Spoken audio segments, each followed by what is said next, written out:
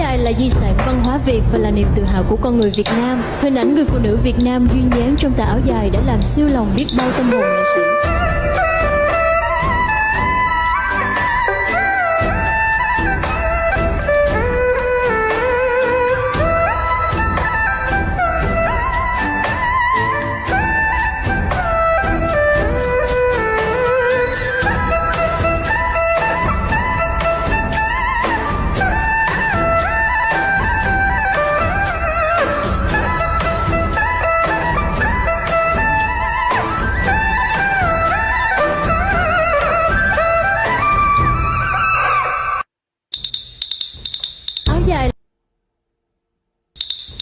Áo dài là di sản văn hóa Việt và là niềm tự hào của con người Việt Nam. Hình ảnh người phụ nữ Việt Nam duyên dáng trong tà áo dài đã làm siêu lòng biết bao tâm hồn nghệ sĩ.